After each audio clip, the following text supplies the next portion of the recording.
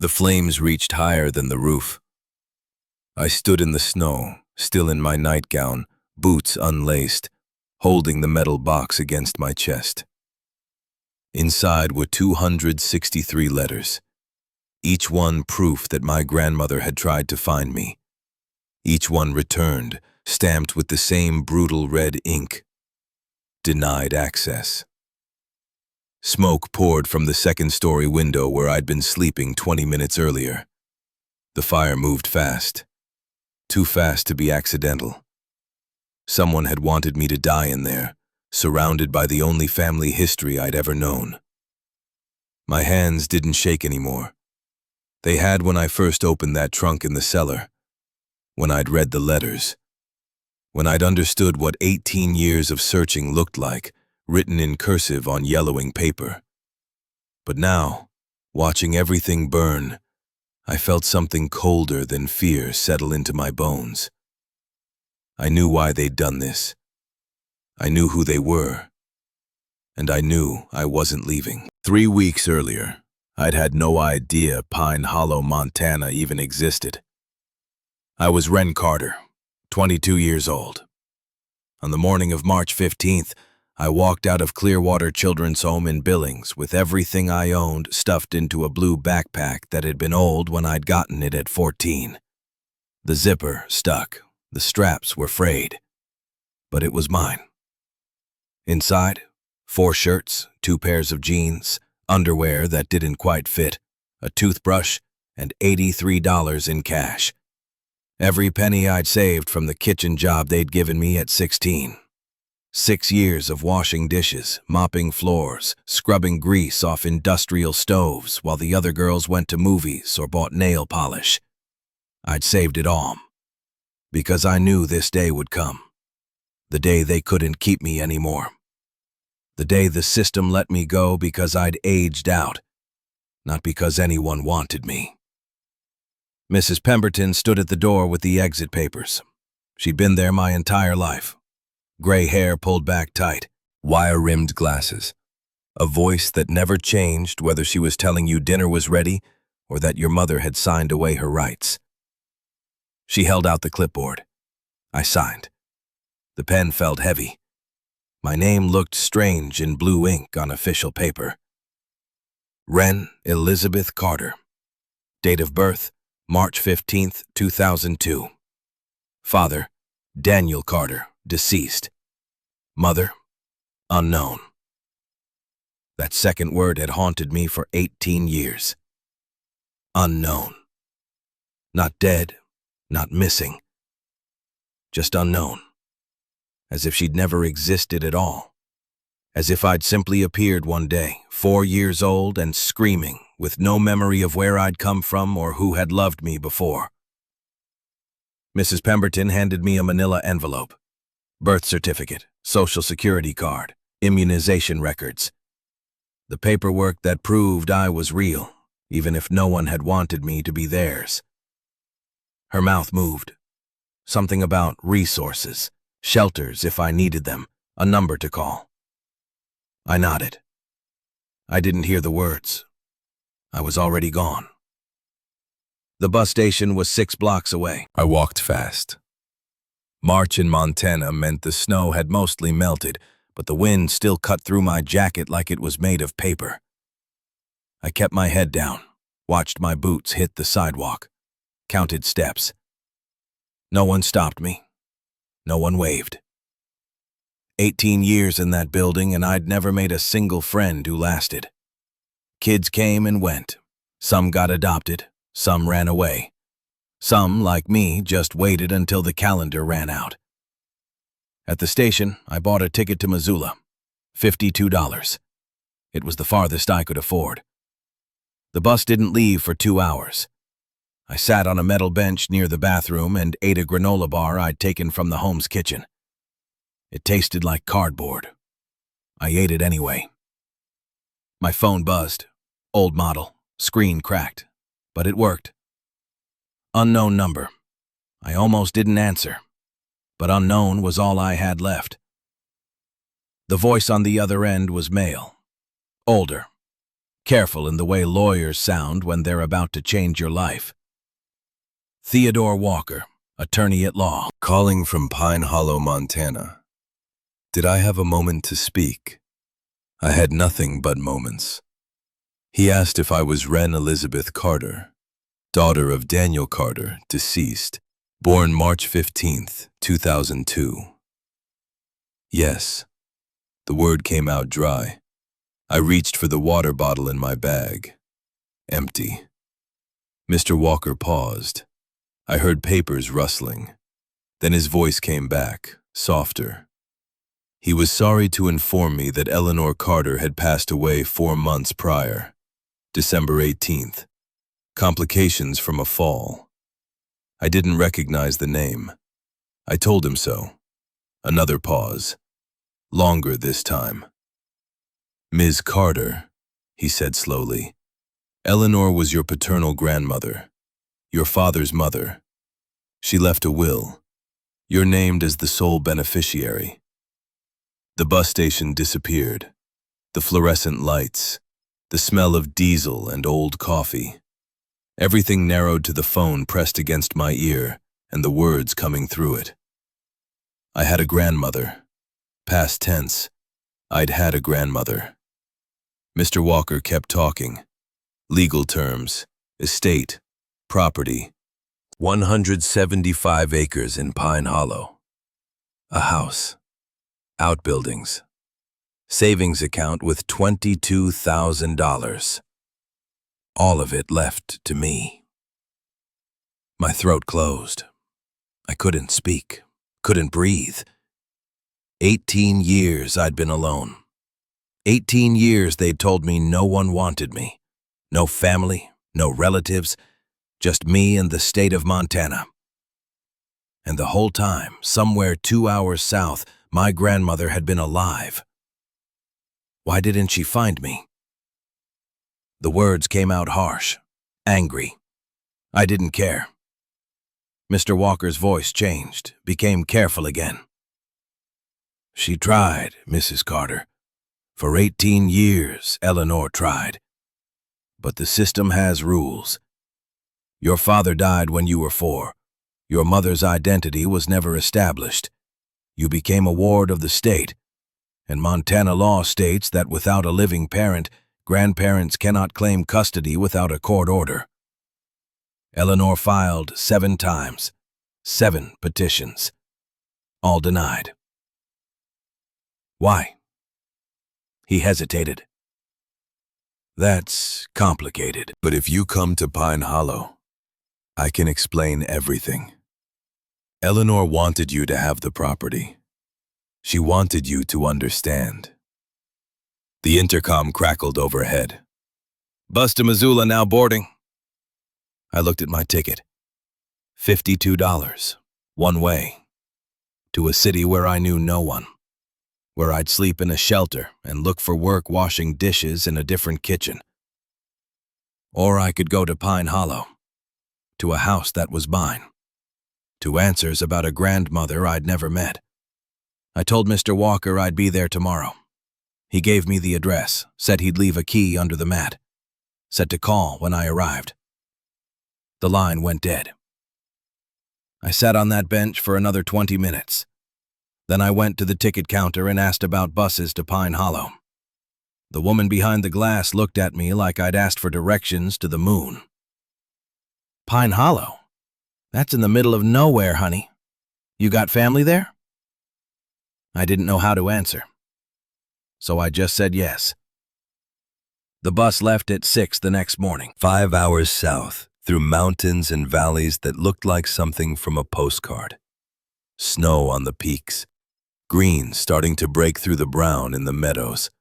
Sky so blue it hurt. I pressed my forehead against the window and watched Montana roll past.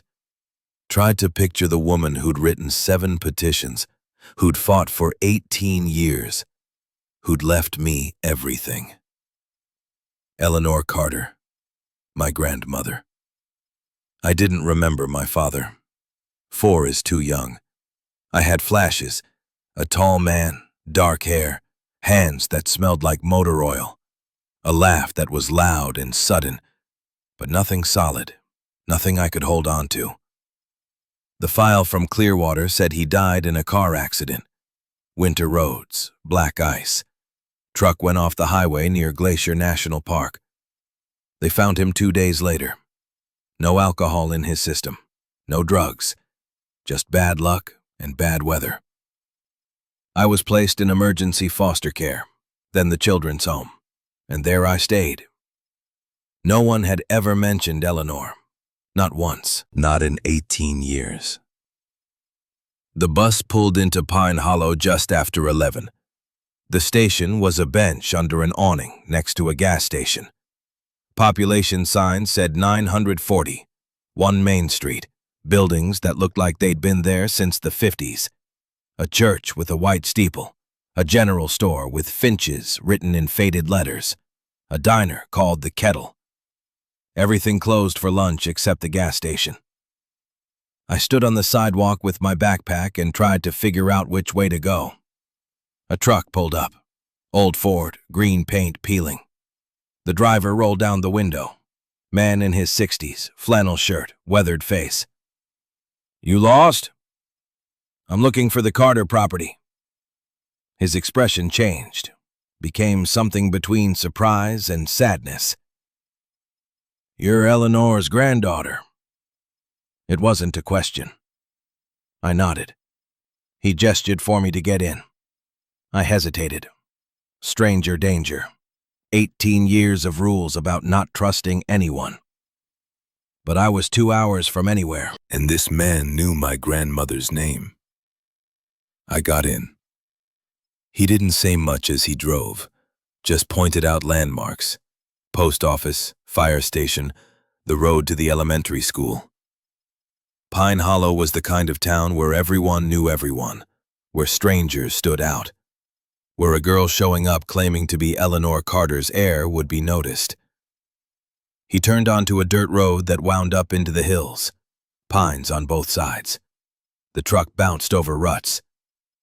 After 10 minutes, he slowed. There. The house sat at the end of a long driveway. White wood siding, moss green roof, wide front porch with 2 rocking chairs. Behind it, a red barn with 1 door hanging crooked. Beyond that, fields stretching to the tree line. It looked like every painting of rural America I'd ever seen. Beautiful. Isolated. Perfect. And mine. The driver put the truck in park. Eleanor was a good woman. Best I ever knew. She'd want you to have this. He drove away before I could ask his name. I stood in the driveway and stared at the house. Snow still clung to the north side where the sun didn't reach. The windows were dark. No smoke from the chimney, no signs of life. The key was under the mat, just like Mr. Walker had said. Old brass, heavy in my hand. The door swung open with a creak that echoed through empty rooms. Dust hung in the air like suspended time. Every surface covered, every piece of furniture draped in white sheets that had yellowed with age. The walls were pine. The floors were pine. Everything smelled like wood and cold and absence. I walked through slowly. Living room with a stone fireplace. Kitchen with a wood stove and a table for 4. Stairs leading up to what must be bedrooms. On the kitchen table, a calendar, still turned to December. The 18th circled in red pen. The day she died. Next to it, a coffee mug, empty but stained. A pair of reading glasses. A book, spine up, pages bent where she'd left off. She'd lived here, alone, in this big house in the middle of nowhere. And then she'd fallen. Complications, Mr. Walker had said. Which meant what? Broken hip? Head injury? Had she called for help? Had anyone come? I picked up the glasses. They were small, delicate. The frames had tiny flowers etched into the sides. My grandmother's glasses. I set them down carefully. Felt something crack open inside my chest. Not grief. Not yet. I couldn't grieve someone I'd never known. But loss. The sharp edge of what might have been. I found a bedroom upstairs that looked lived in. The bed was made. Military corners. A quilt folded at the foot. On the nightstand, more books, a lamp, a framed photograph. I picked it up. 2 people, a man and a woman. Young, maybe 30s, standing in front of this same house, but newer. The man had dark hair and a wide smile. The woman was smaller, blonde, laughing at something off camera. I turned it over. Someone had written in black ink, Daniel and Eleanor, 1998. My father and my grandmother. I stared at his face, tried to find myself in it. The eyes, maybe, the shape of the jaw. But mostly he was a stranger, a ghost in a photograph. I set it back down. The house was cold. I found the thermostat, turned it up, heard the furnace kick on somewhere below. It rattled and wheezed, but eventually warm air started flowing. I went back downstairs, opened cupboards, found canned soup, pasta, rice, enough food to last weeks. The refrigerator was empty and unplugged. I plugged it back in. This was my house now, my life. Everything I owned fit in a backpack, and everything I'd inherited filled 175 acres. I didn't know what to do with any of it. Night came fast in the mountains. By 6, the sun was gone. I lit a fire in the living room fireplace, used newspaper and kindling I found stacked beside it. It took 3 tries, but eventually the flames caught. I sat on the floor in front of it, ate soup straight from the can, watched shadows dance on the walls.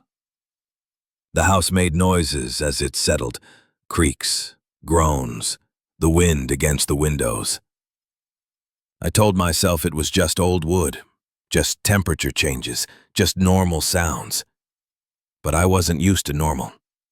I was used to 40 other girls breathing in bunk beds, used to footsteps in hallways, used to never being truly alone. Here, the silence had weight. I tried to sleep on the couch, wrapped in the quilt from upstairs, but every sound jerked me awake. Every creak became footsteps. Every gust of wind became someone trying to get in. At 2 in the morning, I gave up. I went to the kitchen for water. That's when I heard it. Not wind, not settling wood. A distinct sound, rhythmic, coming from the floor near the far wall. I froze. The sound came again. Creak. Like weight shifting. Like something beneath the floor trying to move. I grabbed the flashlight I'd found earlier, switched it on. The beam cut through the darkness. The linoleum near the wall was old, peeling at the edges. But one section looked different, newer, or rather deliberately placed. I knelt down, ran my fingers along the edge. There, a small metal ring, flush with the floor, the kind you pull to lift something. My heart hammered. This was someone's house, my grandmother's house. She'd lived here for decades. Maybe this was just a cellar, a root cellar, somewhere to store potatoes and canned goods. But the ring was hidden, deliberately, under the linoleum. I gripped it, pulled. The board lifted easily, too easily, like it had been opened recently, like it had been opened often. Below, darkness, a square opening just wide enough for a person, and stairs, wooden, steep, leading down into black. Cold air rushed up. It smelled like earth, like stone, like secrets. I shone the flashlight down, counted 14 steps, At the bottom, a dirt floor, stone walls, timber beams across the ceiling. This wasn't a root cellar. This was something else. I should have closed it, should have waited until morning, should have called Mr. Walker and asked what I'd found. But I'd spent 18 years being told where I could go and what I could do. This house was mine. Whatever was down there was mine too. I went down. The stairs creaked under my weight. The air grew colder with each step. The flashlight beam jerked and bounced off the walls. At the bottom I stopped, swept the light around slowly. The space was maybe 12 feet by 12, low ceiling, barely tall enough to stand. Against one wall, an iron bed frame with a thin mattress, a wool blanket folded at the foot. Against another, a wooden table, a chair, an enamel mug, and in the corner, a trunk, large, leather, the kind people used to travel with, straps and buckles and a heavy brass lock. The lock wasn't engaged. I crossed the space, knelt in front of it. My hands shook as I undid the straps. The lid resisted, then gave. Inside, wrapped in cloth, letters. Hundreds of them, maybe thousands, all in white envelopes, all with the same handwriting on the front. Wren Carter. My name. Over and over. Addressed to Clearwater Children's Home, Billings, Montana. I pulled one out. The envelope was yellowed. The stamp was old. 20 cents. I didn't know when stamps had cost 20 cents, but it had been before I was born. No, not before. I looked at the postmark. March 15th, 2007. My 5th birthday. My hands stopped shaking, became very still, very cold. I opened the envelope, pulled out a single sheet of lined paper. The handwriting was the same as the address. Careful, slanted, each letter formed with precision. Wren dear, today you turn 5 years old. I wonder if you're tall, if you like cake, if you know how to read yet. I don't know where you are. The system tells me I cannot see you because of confidentiality regulations. They say it's to protect you. But I am your grandmother. I am not a danger. I've sent this letter to Clearwater Children's Home. The woman on the phone said they cannot confirm or deny if you're there. But I believe you are. I will keep trying. I love you. I have always loved you, even though I've never met you. Grandmother Eleanor. Below that, stamped in red ink, return to sender, denied access. The paper slipped from my fingers, drifted to the dirt floor. I reached back into the trunk, pulled out another, then 10 more, then 20. All the same, all addressed to me, all returned. I stopped counting, started reading. Letter from my 6th birthday, 7th, 10th, 13th. Every birthday, every Christmas, every Easter. 18 years of letters, each one telling me about her life, about the farm, about my father when he was young, about how much she wanted to meet me, how hard she was trying, how many lawyers she'd hired, how many petitions she'd filed, how the system kept saying no, and every single one stamped with the same red denial. I don't know when I started crying, but at some point tears were running down my face and I couldn't stop, couldn't breathe, couldn't think beyond the simple, devastating truth in my hands. She had tried. For 18 years, my grandmother had tried to find me, and I'd thought I was alone. I'd thought no one wanted me. I'd thought I'd been abandoned, forgotten, left behind. But she'd written me 263 letters. I counted them, twice. 263 attempts, 263 times she'd put pen to paper and told me I was loved, and all of them sent back.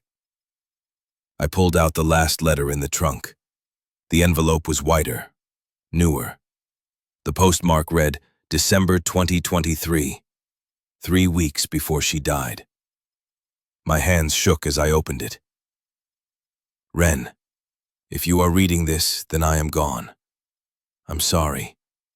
I wanted so badly to meet you, to see what kind of woman you've become. But my body is failing, and time has run out. I'm writing this even though I know it will be returned like all the others. But I needed to try one more time. 263 letters, 18 years. I never gave up looking for you. Please know that you are loved. You are loved. Even now. Even though we never met. This house is yours. The land is yours. But more than that, the legacy is yours. Your great-grandfather Thomas started something here during the Depression, a place for people with nowhere else to go. I continued it, and I hoped someday you might too. There's so much I want to tell you, so much you need to know. But most important, don't trust Warren, my brother. He wants this land. He's wanted it for 20 years. I've said no, but once I'm gone, he'll come for you. Stay strong. Keep the fire burning.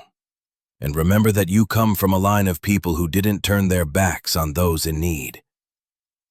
I wish I could have told you this in person. I love you, Ren. I always have. Grandmother Eleanor. The letter fell from my hands.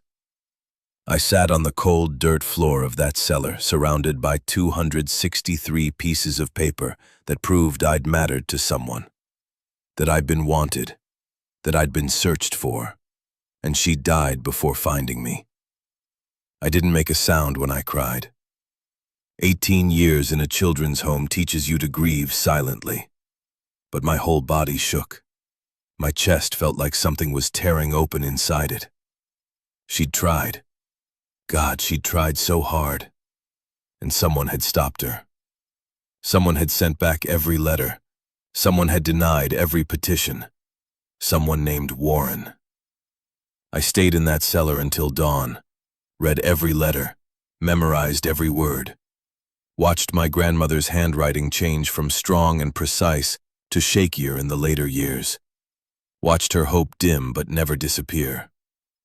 The last letter was dated 3 weeks before her death, which meant she'd written to me until the very end. When light finally started filtering through the small window near the ceiling, I carefully put all 263 letters back in the trunk, closed the lid, fastened the straps. I climbed back up the stairs, closed the hidden door, pushed the linoleum back into place.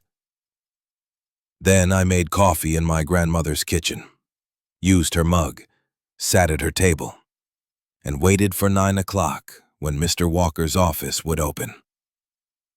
I had questions, and someone was going to answer them. The law office was above the general store on Main Street. I walked there, needed the cold air, needed to see the town in daylight, needed to understand where I was and what I'd inherited. Pine Hollow looked the same as it had yesterday. Small, quiet, the kind of place where nothing happened, where everyone knew everyone, where a girl showing up asking questions would be noted. Good. I wanted to be noted. Mr. Walker's secretary said he was expecting me, led me back to a small office with wood paneling and certificates on the walls. Theodore Walker stood when I entered. Older than he'd sounded on the phone, maybe 65, gray suit, kind eyes behind wire-rimmed glasses. Miss Carter, please, sit. I sat. He poured coffee without asking if I wanted any, set the cup in front of me, then sat behind his desk and folded his hands. I found the letters. My voice came out flat, hard. All 263 of them. All sent back. He didn't look surprised, just sad. Your grandmother was persistent. Why were they returned? Montana law. When a child enters state custody, contact from non-custodial parties can be restricted if deemed disruptive to the child's stability. Eleanor didn't have custody. She didn't have visitation rights. The court decided her attempts to contact you would be emotionally harmful. Emotionally harmful.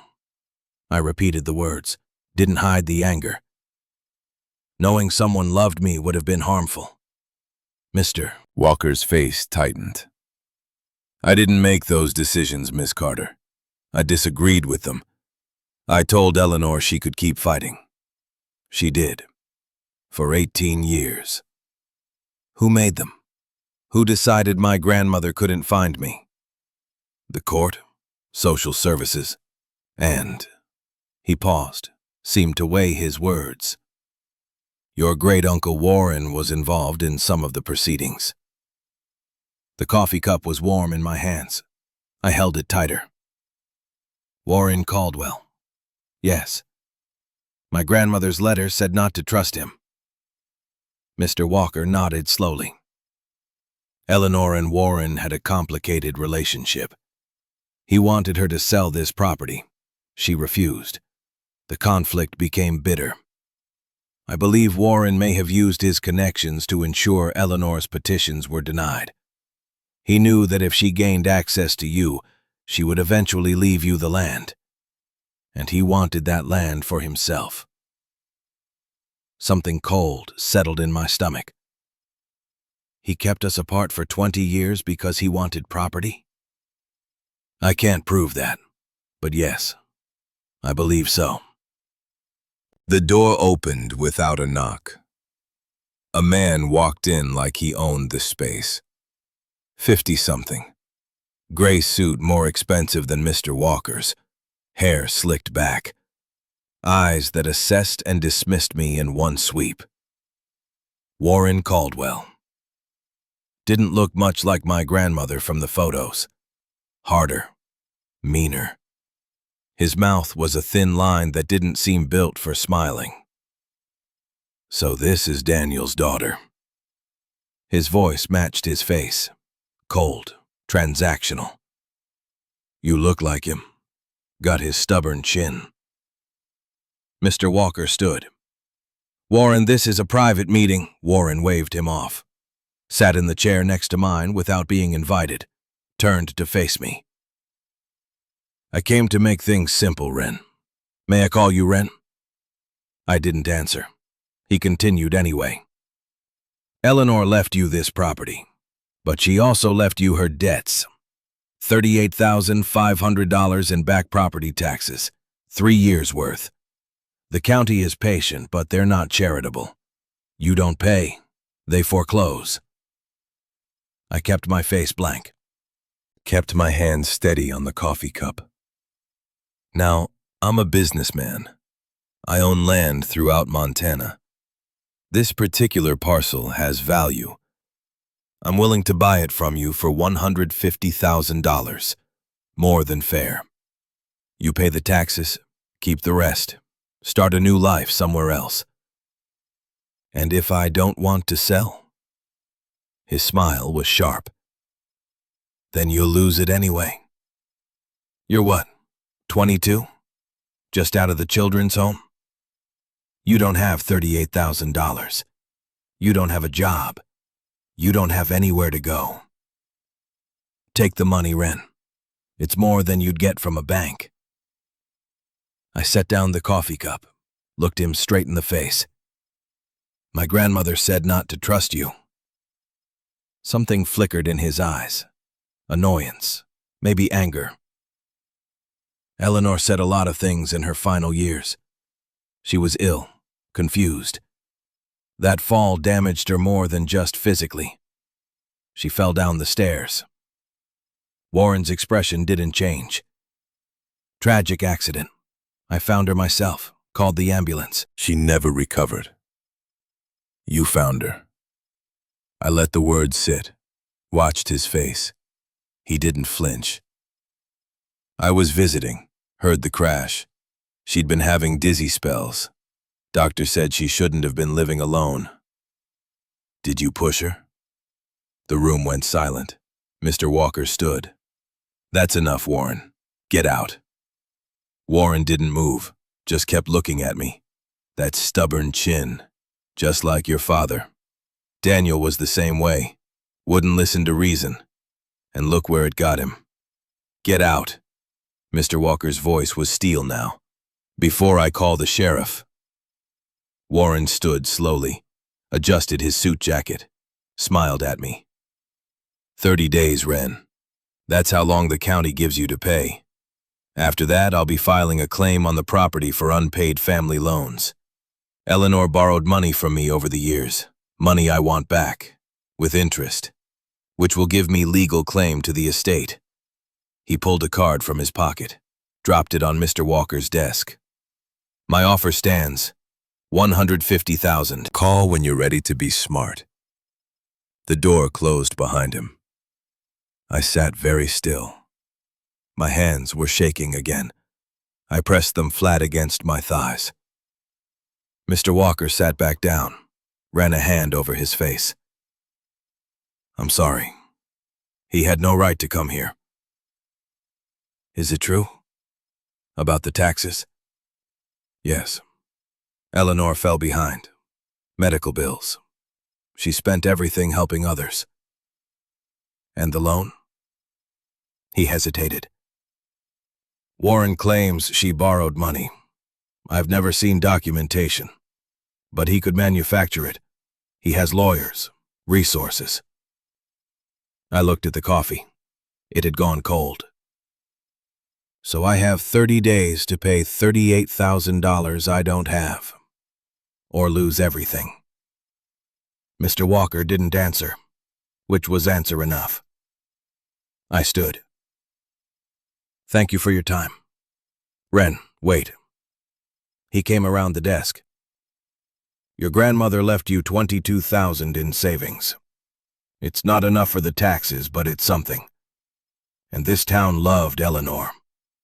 People here will help you if you ask. I nodded.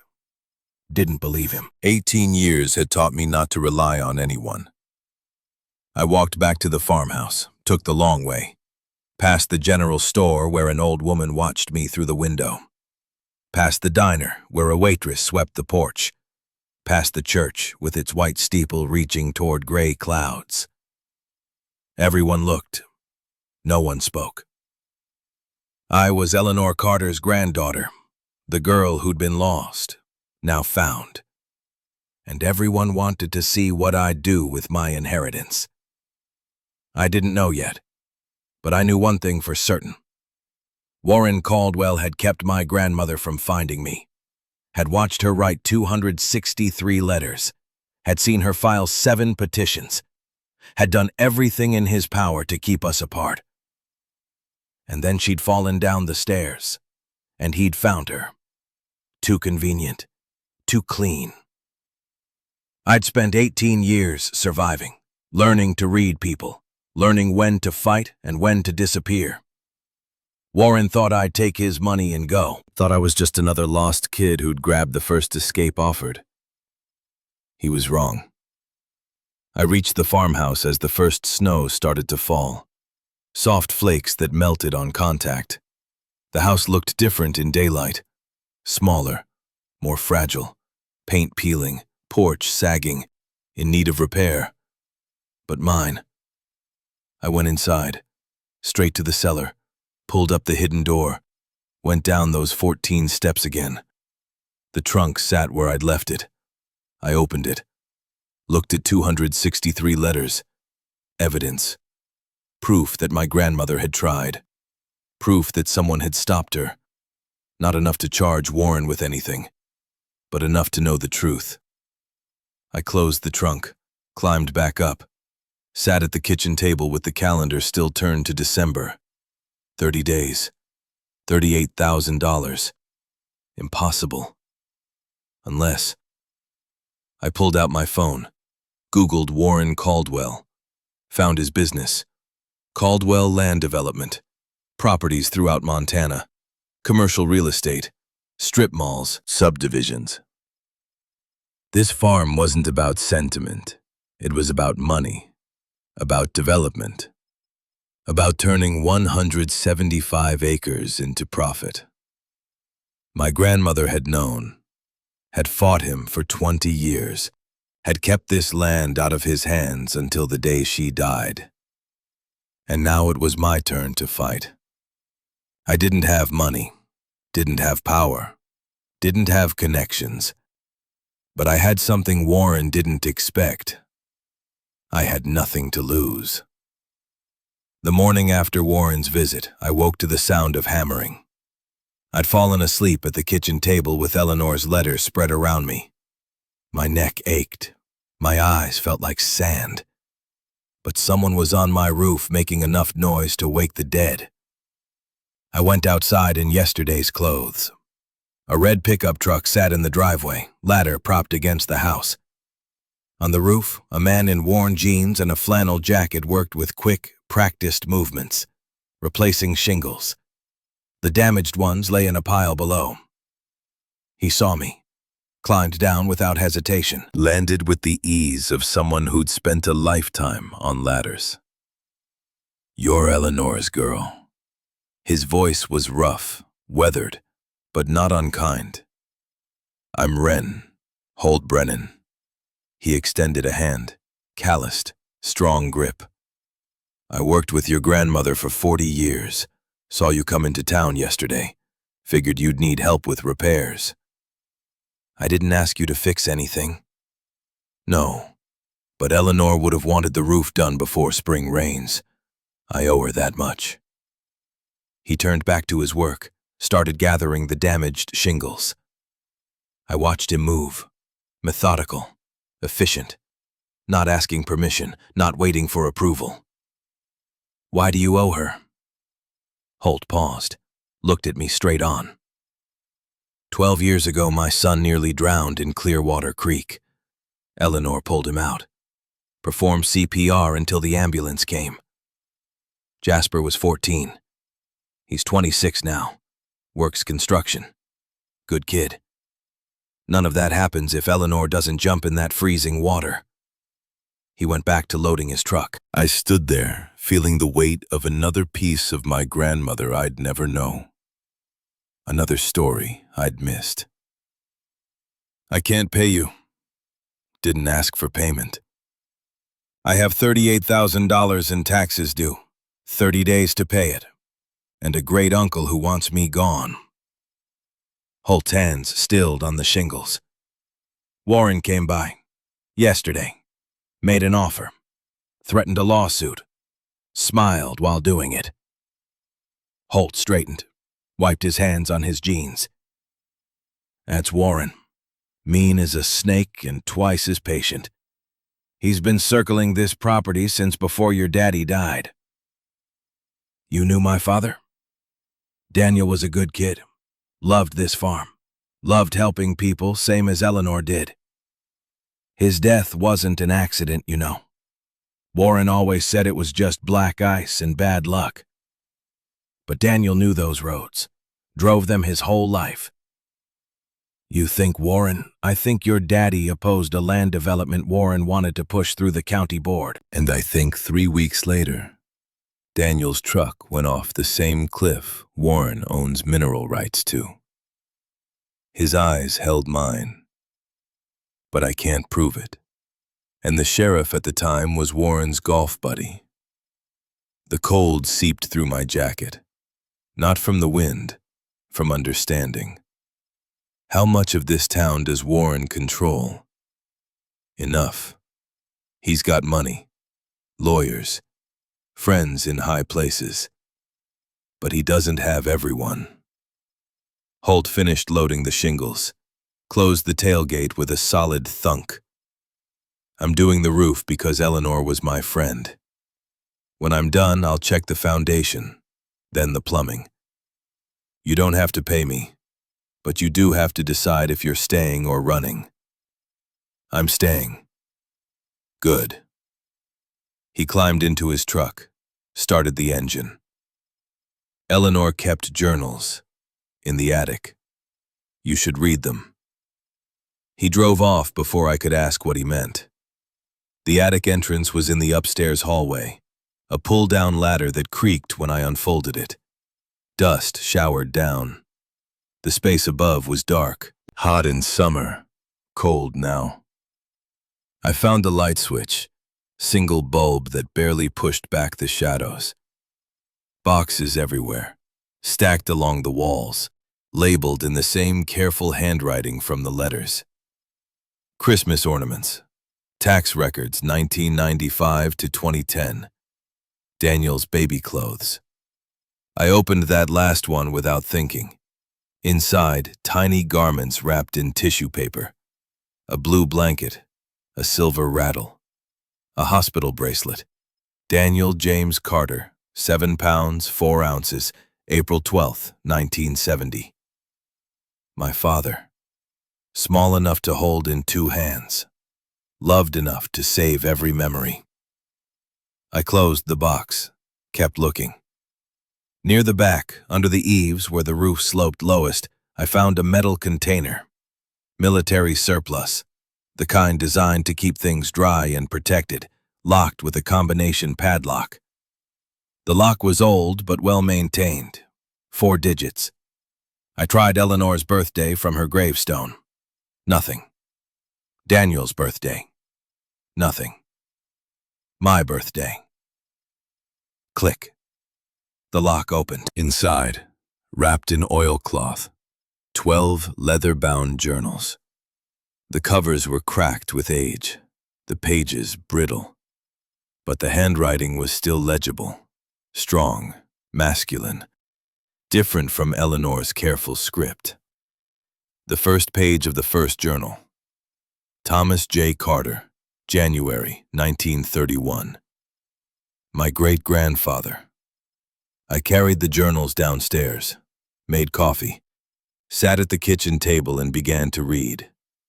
January 3rd, 1931. Farm prices dropped again. Wheat down to 30 cents a bushel. Can barely afford seed for spring planting. Margaret says we'll manage. She always says that. February 15th, 1931. Jeb Thompson came by. Lost his farm to the bank. Wife sick. 3 kids. Nowhere to go. Margaret fed them dinner. I gave Jeb work clearing the south field. Not much, but it's something. The entries continued. Month after month. Year after year. The depression deepening. Banks failing. Farms foreclosing. People losing everything.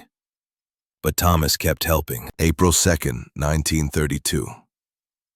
2 men showed up after midnight, riding the rails, hungry, desperate.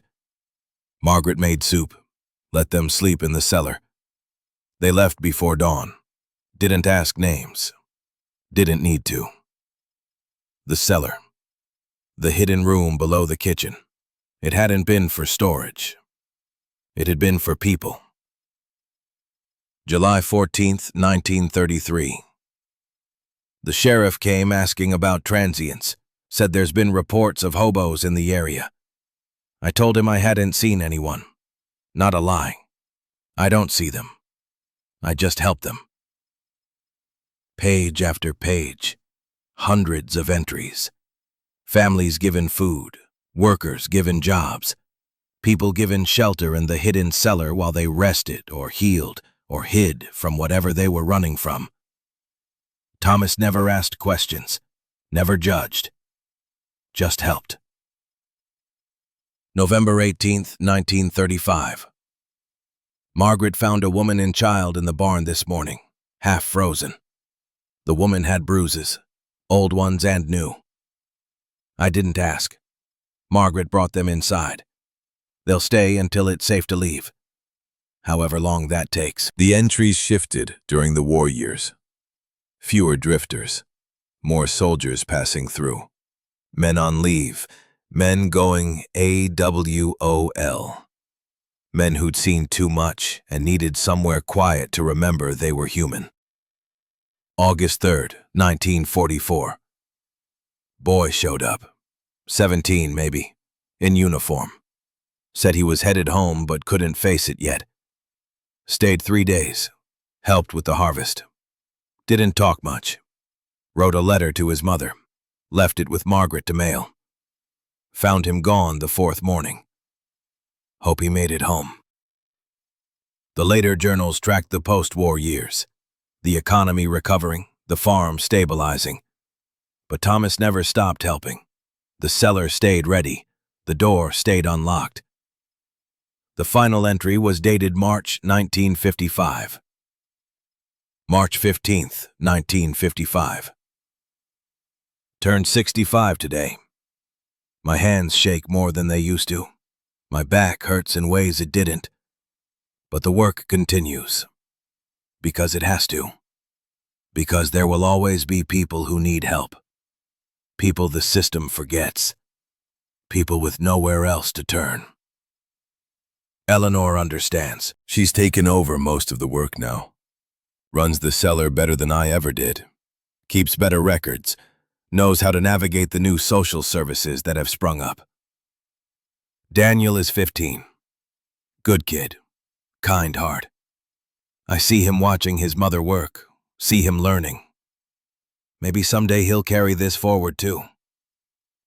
If anyone finds these journals, keep the fire burning. Not the literal fire. The fire of compassion, of action, of refusing to look away when someone needs help. No one deserves to be cold and alone. That's where it ended. No more entries. Thomas must have died shortly after. The work passing to Eleanor, then to Daniel. Then, nothing. Because Daniel died, and Eleanor couldn't reach me. Until now. I closed the last journal, sat with the weight of 3 generations of Carters who'd built something more valuable than property. They'd built a legacy of giving a damn. And Warren wanted to turn it into a strip mall. My phone rang. Unknown number. I almost didn't answer. But unknown was becoming a pattern. The voice was female this time. Older. Warm. Is this Wren Carter? Yes. This is Opal Finch. I run the general store in town. Your grandmother was a dear friend of mine. I heard you were here, and I wondered if you might like some company. And maybe some answers. I could use both. She arrived 30 minutes later in a station wagon that looked older than me, climbed out with a covered dish and a smile that reached her eyes. Opal Finch was small, maybe 5'2", gray hair in a neat bun, wearing a cardigan despite the cold and sensible shoes that had logged 1,000 miles. She looked like someone's grandmother, which I learned later she was, 5 times over. Brought you casserole, tuna noodle. Not fancy, but it's filling. She swept past me into the kitchen, set the dish on the counter, looked around with the familiarity of someone who'd been here countless times. Eleanor kept the place tidy. I'm glad to see that hasn't changed. I haven't had time to make it messy yet. Opal smiled, poured herself coffee without asking, sat at the table like she belonged there, gestured for me to join her. I did. She studied me with sharp blue eyes. You look like Daniel, but you have Eleanor's mouth, the set of it. Stubborn. Everyone keeps saying that. Because it's true. Eleanor was the most stubborn woman I ever knew. In the best way. She decided you belonged with her and she never stopped fighting. I know. I found the letters. Opal's expression softened. All of them? 263. She closed her eyes. When she opened them, they were wet. I helped her write some of those. The later ones, when her arthritis got bad. I'd sit right here, and she'd dictate, and I'd write. Every word was hers, every feeling. But my hand did the forming. Thank you. The words felt inadequate, but they were all I had. Opal reached across the table, squeezed my hand. You deserve to know you were loved, child. The system failed you. But more than that, Warren failed you. Mr. Walker said Warren blocked the petitions. Warren did more than that. Opal's voice turned hard. Your grandmother filed her first petition in 2006, right after Daniel died. She had a lawyer, good one, from Missoula. The petition was solid. You had no living parent. Eleanor was your next of kin. By all rights, she should have gotten custody. But she didn't, because Warren knew the judge, Judge Holloway. They've been friends since college. Warren made a donation to Holloway's re-election campaign, $50,000. 2 weeks later, Holloway denied Eleanor's petition, said placement with a grandparent would disrupt your stability and state care. Opal pulled a tissue from her cardigan pocket, dabbed at her eyes. Eleanor didn't give up. She filed again with a different judge. Warren got to that one too. Then the next, and the next. For 18 years, he used money and connections to keep you away from her. Why? What did he gain? Time. Warren knew Eleanor would leave you the farm. If she died before you turned 18, before she could write you into the will legally, the property would go to him as next of kin. He was betting on her dying first. She almost did. If she'd fallen a month earlier, if I hadn't aged out, he would have won. Opal's jaw tightened. That fall wasn't an accident. You think Warren pushed her? I don't think. I know. Eleanor called me the day before she died, said Warren had come by demanding she sell, said things got heated, said he grabbed her arm and she told him to leave. She was going to call the sheriff, file a restraining order. But she died first. She died that night. Warren claims he found her the next morning, but Eleanor always locked her doors at night. Always. How did Warren get in to find her if she'd just fallen? Maybe she didn't lock them that one time. Or maybe he had a key.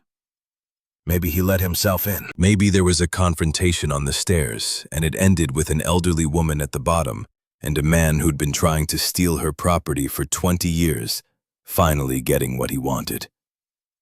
Opal stood abruptly, paced to the window, looked out at the fields. I can't prove any of this.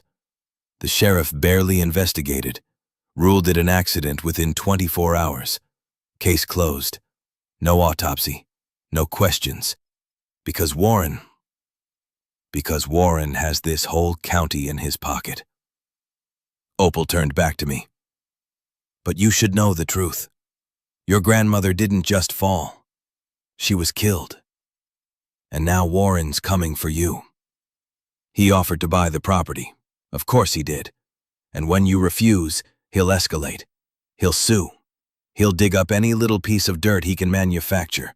He'll make your life hell until you give up and leave. I'm not leaving. Opal studied me. Then she smiled. Small. Sad. You really do have Eleanor's stubbornness. She left after making me promise to eat the casserole. To call if I needed anything. To be careful around Warren.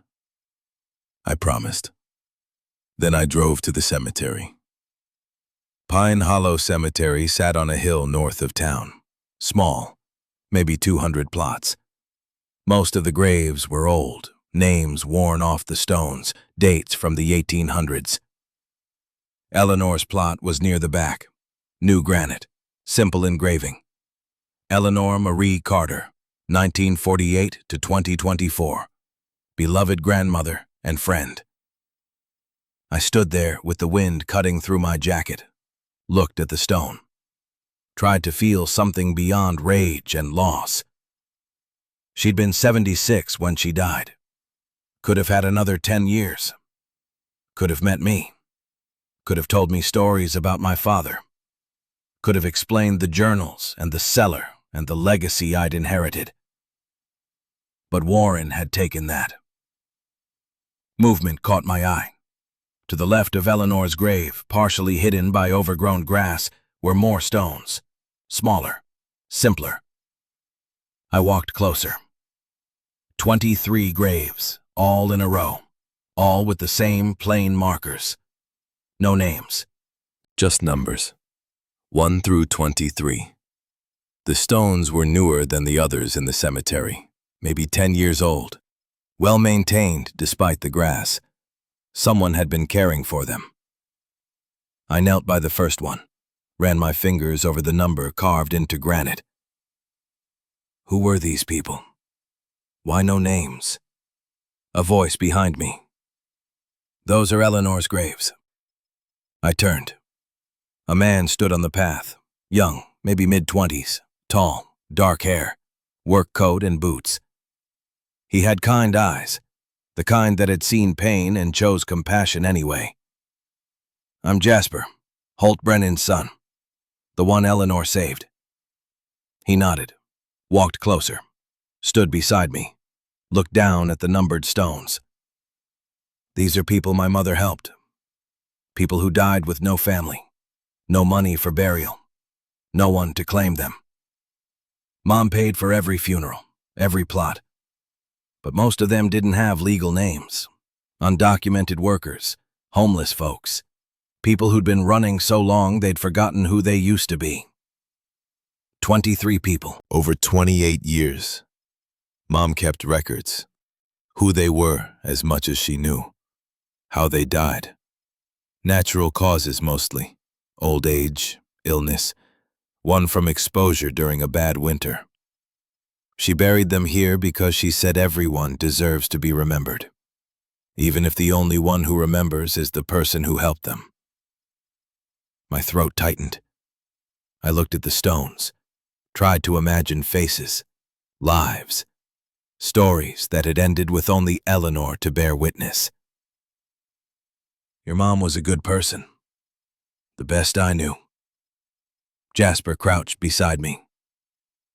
And Warren destroyed her for it, spent her savings on these funerals, on helping people, on trying to find you. She died with nothing because she gave everything away. I didn't know what to say, so I said nothing.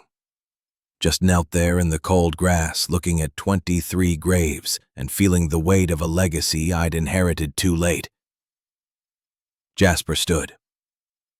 If you need help fighting Warren, my dad and I are in. Mom would want that. He left me there. I stayed until my knees ached and the wind made my eyes water. Then I walked back to Eleanor's grave, placed my hand on the cold stone. I'm sorry I didn't meet you. My voice cracked. I'm sorry he kept us apart. I'm sorry you died alone. The wind picked up, carried the sound away. But I promise you this. Warren doesn't get to win. He doesn't get this land. He doesn't get to profit from your death. I'll find a way to pay the taxes. I'll find a way to keep this place. And I'll make sure everyone knows what he did to you. I drove back to the farmhouse as the sun set. The temperature dropped. By the time I parked, my breath fogged the air. Inside, the message light on the landline was blinking. I hadn't noticed it before, hadn't thought to check. I pressed play. The voice was smooth, professional, predatory. Mrs. Carter, this is Silas Kane. I represent Warren Caldwell in the matter of the Carter estate. My client has authorized me to extend his offer one final time. $150,000 for the property. Full and complete transfer of all rights and titles. The offer expires in 7 days. After that, We will proceed with litigation. I strongly advise you to accept. Legal fees alone will consume any equity you might hope to gain. Call me at your earliest convenience. I deleted the message. The machine beeped. Another message. Same voice, different tone. Ms. Carter, Silas Kane again. I've reviewed the property records. There appear to be several outstanding liens. Debts Eleanor incurred that are now your responsibility. I'll be filing notice with the county tomorrow. You should know that Warren is prepared to forgive these debts in exchange for the property. Think carefully about your position. Deleted. Third message. Ms. Carter, I'm growing concerned by your lack of response. Warren has been patient, but patience has limits. Eleanor was careless in her final years. Loans, unpaid bills, legal complications, all of which can be resolved if you simply accept reality. The property isn't worth the fight. Take the money. Start fresh somewhere else. I stood in the kitchen, listening to a lawyer threaten me with Eleanor's fabricated debts. Watching him build a case out of lies and manufactured documents, knowing Warren had done this before, probably to others, probably successfully. But they hadn't grown up in state care, hadn't learned to fight every day for every scrap, hadn't spent 18 years developing survival instincts sharp enough to cut. I called Mr. Walker. He answered on the second ring. Mrs. Carter, are you all right? I got messages from Silas Kane about liens and debts. Ignore them. Warren's fishing, looking for leverage. There are no liens. Eleanor's estate is complicated, but it's clean. He's going to fabricate evidence, probably, but that takes time. And judges scrutinize financial documents carefully, even corrupt ones. Warren can't just manufacture a paper trail overnight. What about the taxes? That's real and urgent. 30 days. I have 22,000. Where do I get 16,000 more in 3 weeks? Silence on the line. Then, I wish I had an answer. I hung up. The house felt colder, darker. I built a fire in the living room, stood in front of it watching flames consume wood.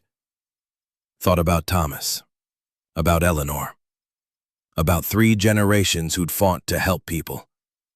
And I thought about the one person who'd fought to stop them. I went back down to the cellar.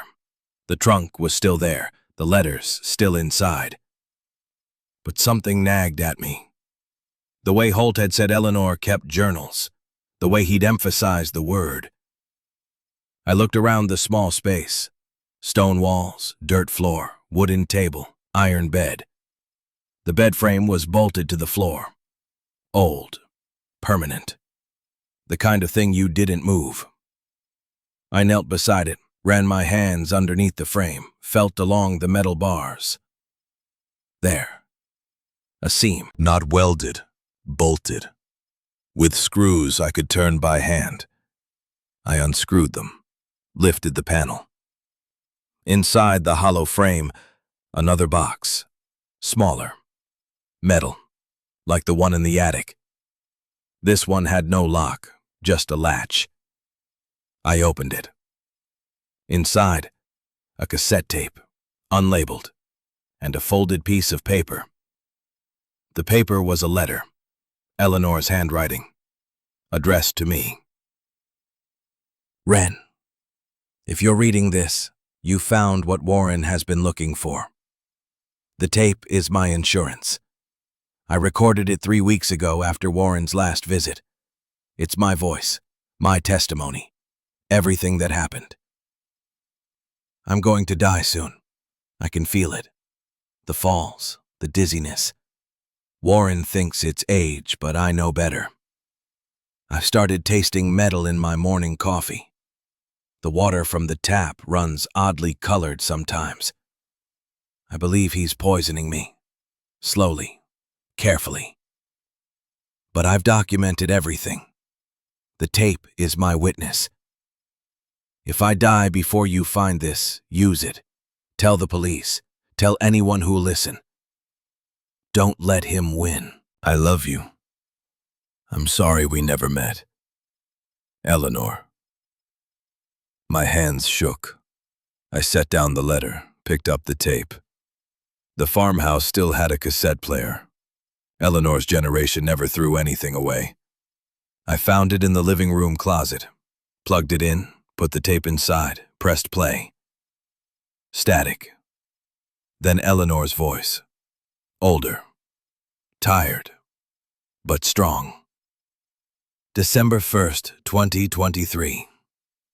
This is Eleanor Marie Carter recording my testimony. I'm of sound mind, not confused, not senile. What I'm about to say is the truth.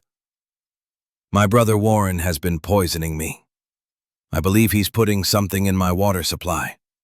I've had the well tested privately. Results show elevated levels of arsenic. Not enough to kill quickly, but enough to weaken, to cause falls, to make death look natural. A pause, breathing. Then she continued. Warren wants my property. Has wanted it for 23 years, since before Daniel died. He's tried buying it, tried suing for it, and when those failed, he kept my granddaughter from me. Used his connections to ensure I could never reach Wren. Never tell her she was loved. Never bring her home. Now he's decided to kill me for it. 2 weeks ago, we had a confrontation. He came to the house demanding I sell. I refused. He grabbed my arm, twisted it, told me I was a foolish old woman throwing away my family's future on trash and strangers. I told him to leave, told him I'd call the sheriff. He laughed, said the sheriff wouldn't believe me, said no one would, said I was old and sick and everyone would think I'd simply fallen, just like Daniel fell off that cliff. Just like accidents happen. Eleanor's voice broke, recovered. I'm recording this because I know he's going to kill me. Maybe tomorrow, maybe next week, but soon. And when they find me at the bottom of the stairs or collapsed in the garden, they'll say it was age. They'll say it was natural. But it's not. It's murder.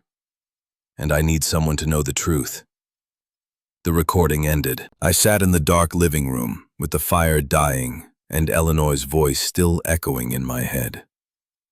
Warren had killed her. Not speculation, not theory. Fact. Recorded. Witnessed. Proof. My phone rang. Unknown number again. I answered. The voice was familiar now. Cold. Professional. Ms. Carter. Silas Kane, have you considered Warren's offer? No. That's unfortunate, because I'm calling to inform you that we've filed suit in district court.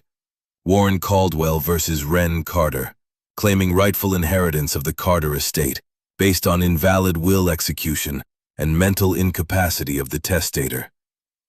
Eleanor was sound of mind. We have medical records that say otherwise. Doctor's notes about confusion, dementia, inability to manage her own affairs. The court will find the will invalid. The property will revert to Warren as next of kin. Those records are fake. Prove it. His voice carried a smile. You have 7 days to respond to the filing.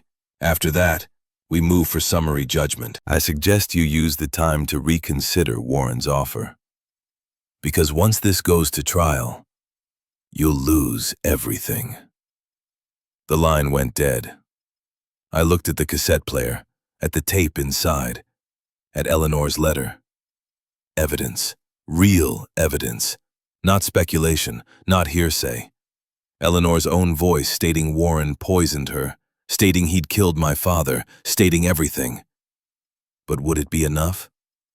Warren had judges, had lawyers, had 23 years of building a network that protected him. I had a tape recorder and rage. The fire went out. I didn't rebuild it. Just sat in the cold, dark house that was mine for maybe 7 more days.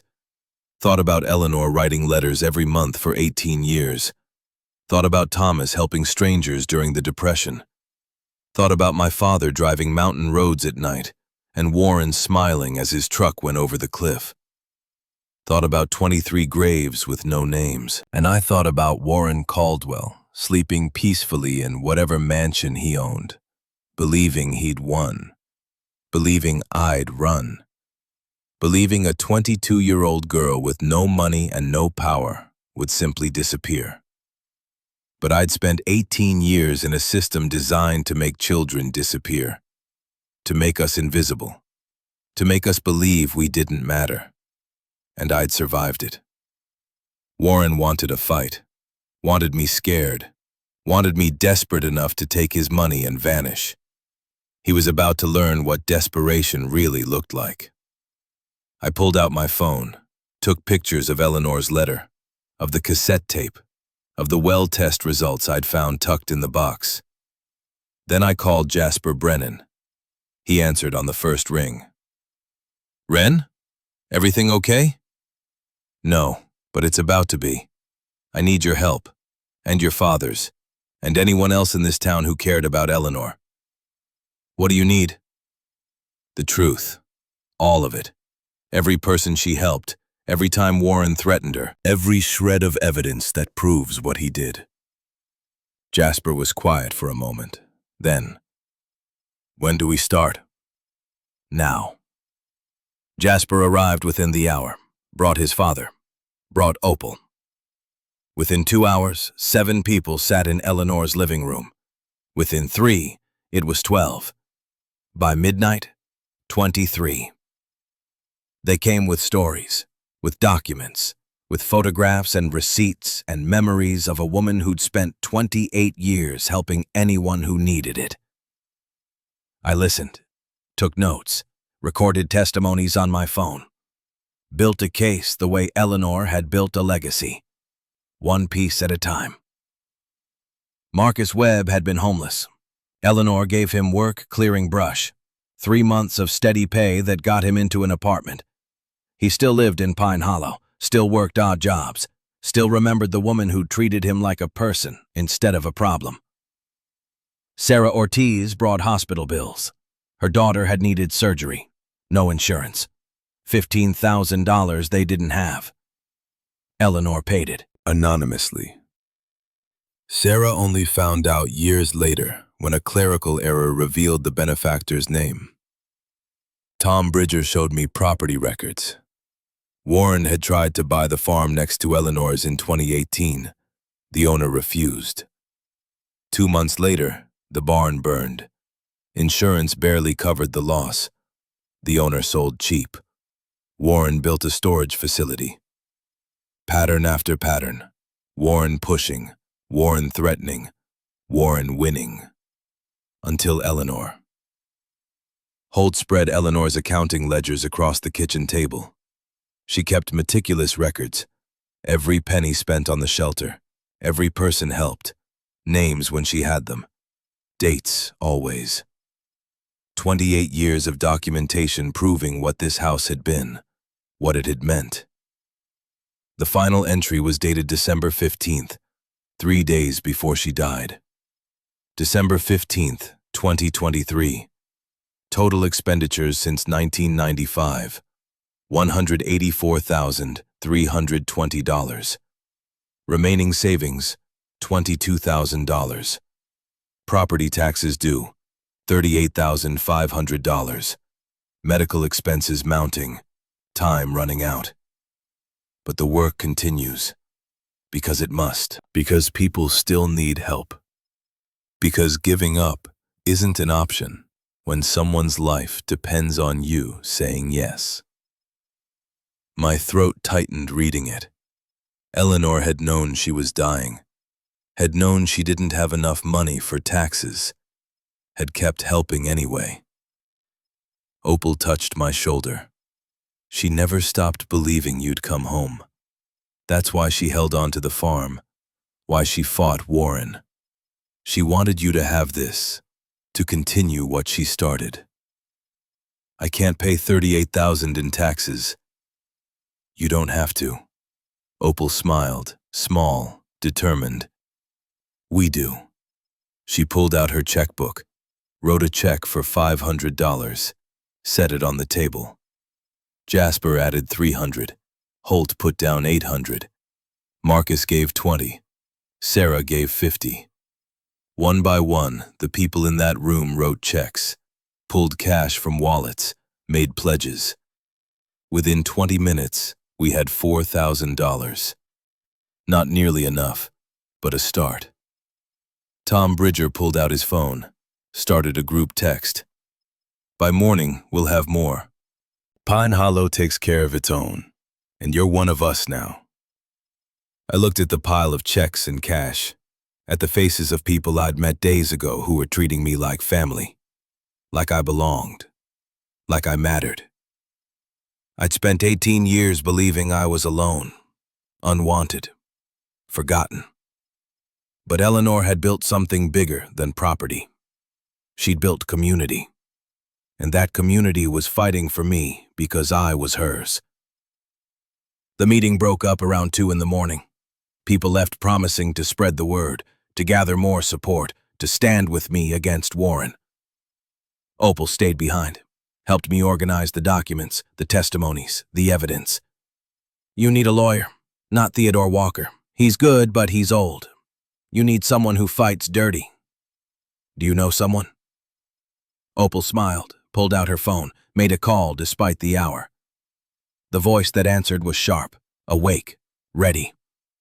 Opal spoke quickly, explained the situation, listened, then handed me the phone. The woman on the other end was brisk. No nonsense. Margot Hayes. I practice in Missoula, but I grew up in Pine Hollow. Opal says Warren Caldwell is trying to steal your inheritance. That's the simplified version. Give me the complicated one.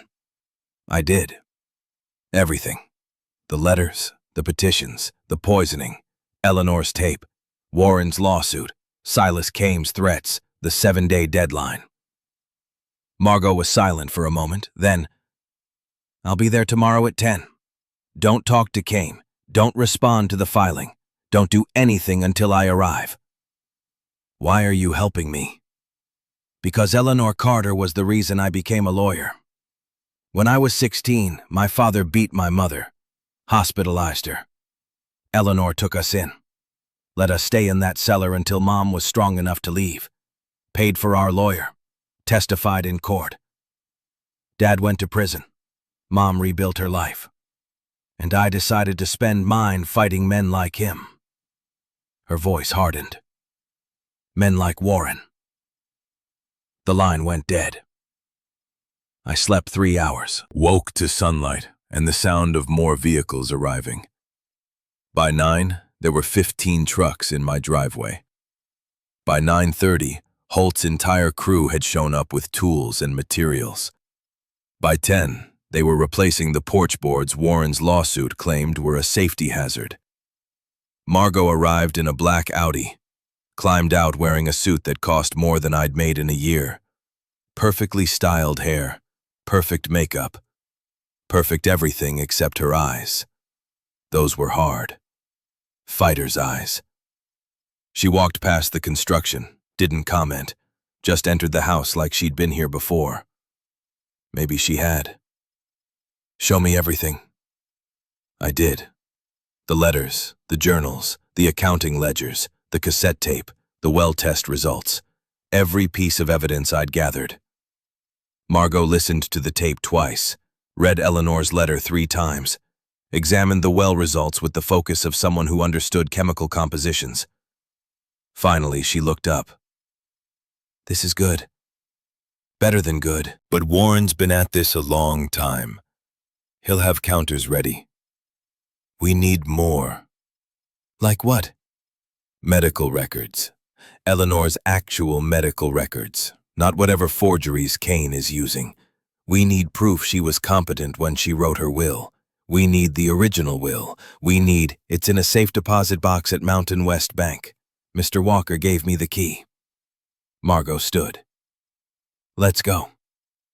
The bank was in town, small, one of those old buildings with marble floors and brass fixtures. The manager recognized me immediately. Ren Carter. I'm so sorry about Eleanor. She was a wonderful woman. Margot stepped forward. We need to access Eleanor's safe deposit box. Ms. Carter has authorization. The manager hesitated. I'll need to verify. Margot placed a business card on the counter. I'm her attorney. We're operating under time constraints due to pending litigation. Unless you'd like to be named in a lawsuit for obstructing estate proceedings, I suggest you verify quickly. The manager paled. Picked up the phone. Made a call. 2 minutes later, we were in the vault. The box was small. Inside, Eleanor's original will. Medical records from 3 different doctors, all stating she was of sound mind, competent, capable, no dementia, no confusion.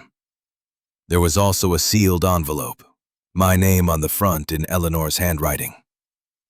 Margot saw it. That's personal. Take your time. I'll review these medical files.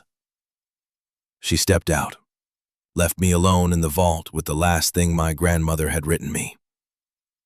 I opened the envelope with shaking hands. Ren, if you're reading this, then you found your way home. I'm so proud of you, so grateful. Even though we never met, you've been the reason I kept fighting. Warren will try to take this from you. He'll lie. He'll cheat. He'll use every resource he has. But don't let him win. Not because of the property, because of what it represents. Your great-grandfather Thomas believed everyone deserved help, not judgment. Not charity with conditions. Just help. He built that belief into this land, into this house, into our family. I continued it. Your father would have too, if he'd lived. Now it's yours. The legacy of refusing to look away when someone needs you. I don't know if you'll stay, if you'll continue the work. That's not my decision to make. But I hope you will. Because the world needs more people who give a damn. And you, sweet girl, are proof that caring matters. Even across 18 years and 263 returned letters, love finds a way. I'm so sorry I couldn't reach you. So sorry we never met. But I'm not sorry I tried. Keep the fire burning. All my love, Eleanor. I folded the letter carefully, put it in my pocket, stepped out of the vault with dry eyes and a spine made of steel. Margot looked up from the medical files. You okay? I'm ready to fight. Good, because the hearing is in 4 days. I thought we had 7. Kane moved it up, called in a favor with Judge Morrison. We're in district court Thursday at 9 a.m. Can we be ready? We don't have a choice. The next 3 days were a blur. Margot worked 18-hour days building our case.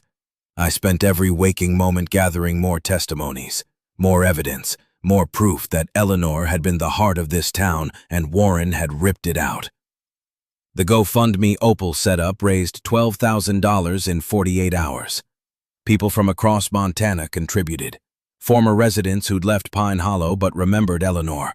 People she'd helped who'd moved away but never forgotten. Strangers who read the story and decided this was a fight worth supporting. By Wednesday night, we had $34,000. Still short, but closer. Jasper came by with dinner, takeout from the kettle. We ate on the porch steps watching the sun set over fields I might lose in less than 24 hours. My father says you remind him of Eleanor. Stubborn, determined. Won't back down even when you should. Is that a compliment? Jasper smiled. From him? Yes.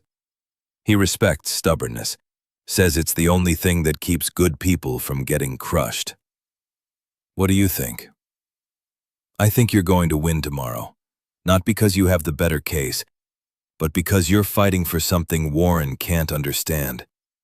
You're fighting for people. He's only ever fought for property. What if that's not enough? Then we rebuild. Find another way. Keep going. I looked at him. Really looked. Saw the same determination I'd seen in Holt. The same core of decency that had made Eleanor jump into freezing water to save a drowning kid. Thank you. For helping me. You didn't have to. Yes, I did. Jasper met my eyes. Mom saved me twice. Once from the creek. Once from giving up on myself when I was 20 and lost. She taught me that the point of surviving isn't just to keep breathing. It's to help someone else breathe too. He left at midnight. I stayed up until 3 reviewing testimony with Margot. She'd rented a room at the one bed and breakfast in town, refused to stop working until every argument was airtight. Finally, she closed her laptop, leaned back. We're as ready as we're going to be. Will it be enough? Depends on the judge. Morrison is fair, not in Warren's pocket like Holloway was. But he's also by the book. He'll want clear evidence, solid documentation, no room for doubt. We have Eleanor's tape, her letter, the medical records. And Warren has 20 years of legal precedent, deep pockets, a reputation. We're asking a judge to believe that a respected businessman poisoned and murdered his sister. That's a high bar. But it's true. Truth doesn't always win in court. Margot's voice was tired. But I've seen impossible cases won.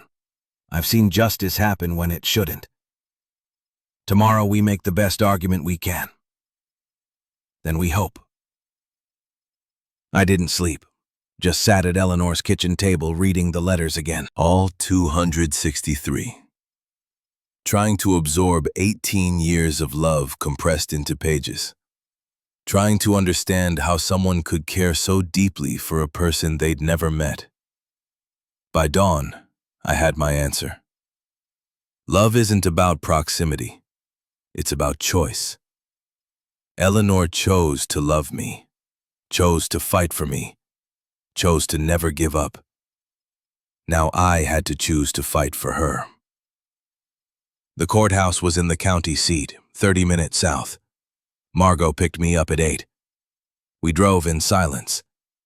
She was in full armor now, not just the suit, the entire persona. Lawyer, warrior, ready. The courtroom was small, wood paneling, Montana state seal, Judge Morrison's bench at the front. He was 60, gray hair, reading glasses, expression that gave nothing away. Warren sat on the opposite side with Silas Kane. 3 more lawyers I didn't recognize. All expensive suits, all cold eyes.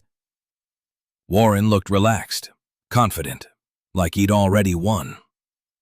The gallery was full.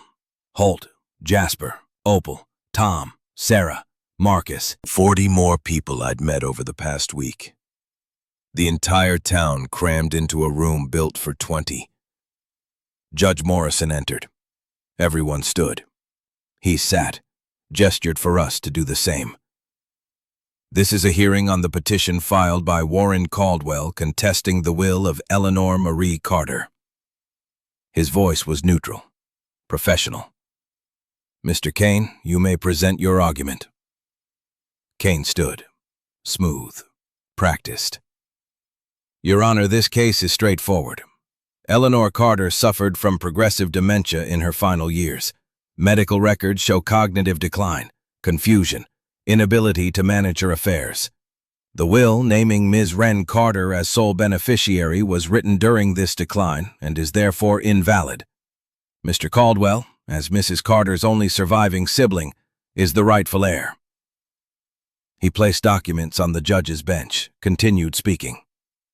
We have testimony from Dr. James Whitfield stating Mrs. Carter exhibited signs of dementia during her last 3 appointments. We have affidavits from neighbors who witnessed erratic behavior. We have... Margot stood. Objection. Those medical records are forgeries. Dr. Whitfield retired in 2021, 2 years before these alleged appointments. Kane didn't miss a beat. Dr. Whitfield provided telehealth consultations, which he couldn't have done because he's been dead since 2022. Margot placed a death certificate on the bench. Heart attack. The man Kane is citing as his medical expert has been in the ground for 3 years. The courtroom erupted. Judge Morrison banged his gavel. Order! Mr. Kane, explain. Kane's composure cracked, just slightly. An oversight.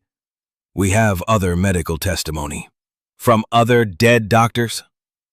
Margot pulled out a stack of papers. Your Honor, every medical professional cited in Mr. Kane's filing is either deceased, retired, or never practiced in Montana. Not one is available to testify because not one ever examined Eleanor Carter. Kane recovered. Regardless, the financial records show that Eleanor spent her money helping people. Margot cut him off, which is her right. Being generous isn't evidence of incompetence, it's evidence of character. Judge Morrison held up his hand. Ms. Hayes, present your case. Margot laid it out systematically. Eleanor's real medical record showing perfect cognitive function. The accounting ledgers documenting every dollar spent on the shelter. Testimony from 23 people Eleanor had helped, all of it proving competence, capability, sound mind. Then she played the tape. Eleanor's voice filled the courtroom, calm, clear, describing Warren's poisoning, the confrontation, the threats, every word documented 3 weeks before her death. Warren's face went white. Kane stood immediately. Your Honor, this tape is inadmissible. We have no way to verify. It's time-stamped. The cassette itself has a date marker, December 1st. Margot placed the tape recorder on the bench. And we have this. Well test results showing elevated arsenic. Test conducted November 28th, 4 days before Eleanor recorded her testimony. Kane was scrambling now.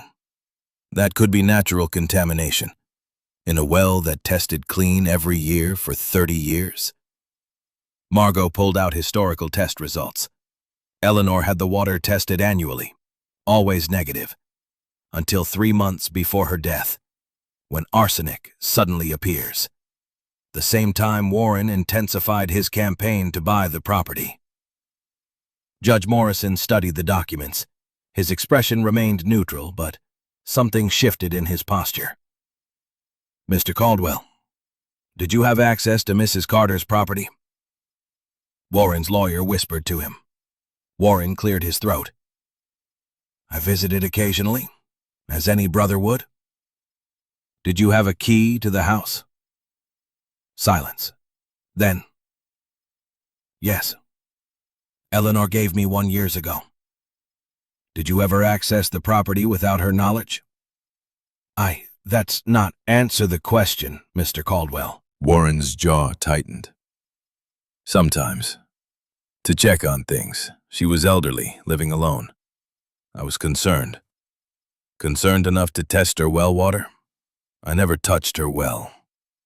Then how do you explain your fingerprints on the well cap? Margot placed another document. Sheriff's deputy collected evidence yesterday. With a warrant. Your prints are all over it, along with traces of arsenic on your property. The same chemical signature found in Eleanor's water. The courtroom exploded.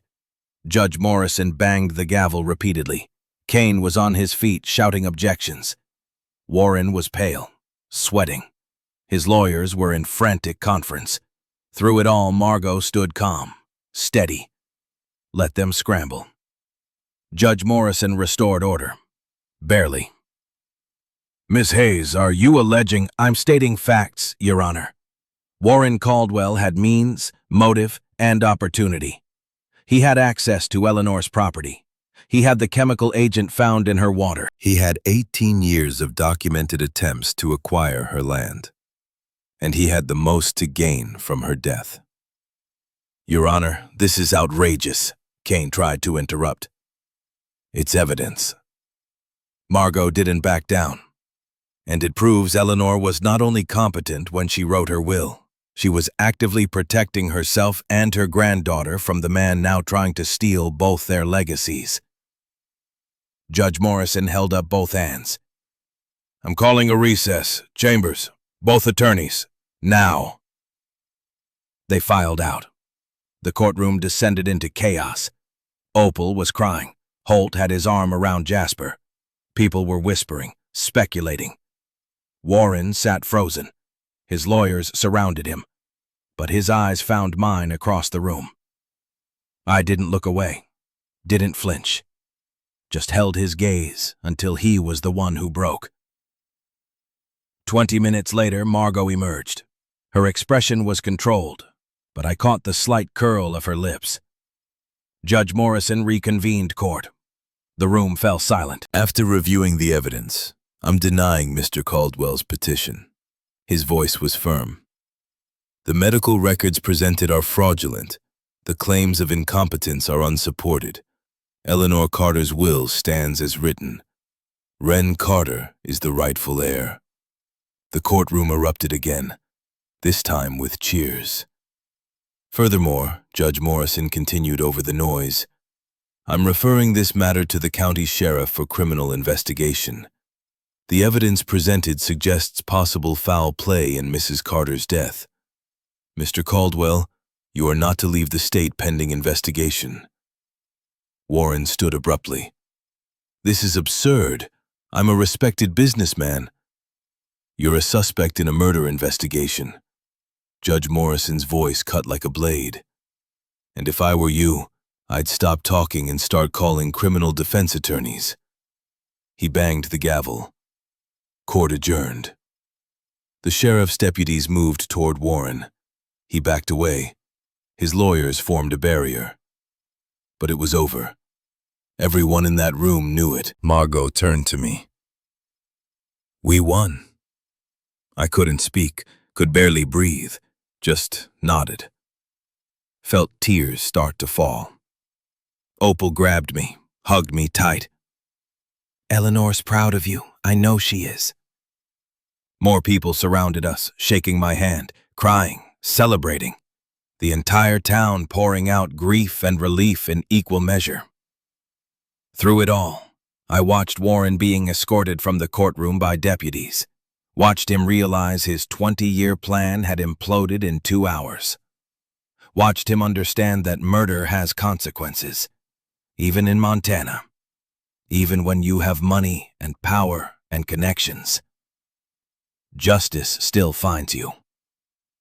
Warren was arrested 3 days later, charged with second-degree murder, attempted fraud, evidence tampering.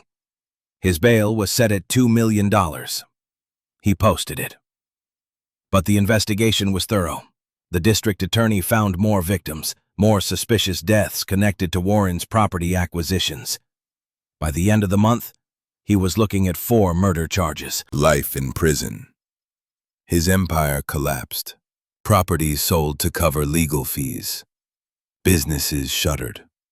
The man who'd spent 20 years building power lost it all in 20 days.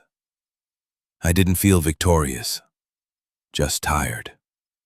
Eleanor was still dead. My father was still dead. 23 people were still buried in unmarked graves. But they hadn't been forgotten, and Warren hadn't won. That mattered. The tax money came through. Between the GoFundMe and additional donations, we raised $41,000, enough to pay the county, enough to save the farm. I wrote thank you notes to every contributor, 167 of them, each one personal, each one explaining what their donation meant. Because Eleanor had taught me through her letters that the small acts matter, that writing someone's name matters, that telling them they're seen matters. I spent April fixing the house. Holt and his crew worked for cost. Jasper came by every evening. We'd sit on the porch and talk about everything and nothing. About Eleanor, about plans, about what it meant to inherit a legacy of compassion. By May, the repairs were done. New roof, new plumbing, new everything that had been broken. In June, I reopened the shelter. Registered it properly this time. Got the licenses, the insurance, everything Eleanor hadn't been able to afford because she'd been too busy helping people to build bureaucracy. I called it Eleanor's house. Put a sign by the road. Simple, clear. Anyone welcome. The first person showed up 2 days later. Young woman, maybe 19. Black eye, split lip. No bags, no money, no words. I gave her the cellar room. Clean now, painted, with new bedding and a lock that worked from the inside. Told her she could stay as long as she needed. No questions, no judgment, no conditions.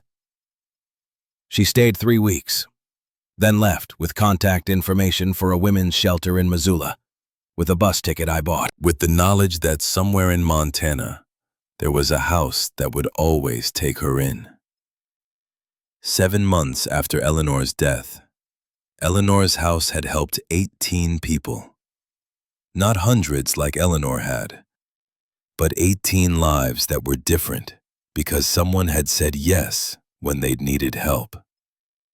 I kept the accounting ledgers, recorded every expense, every person, every story.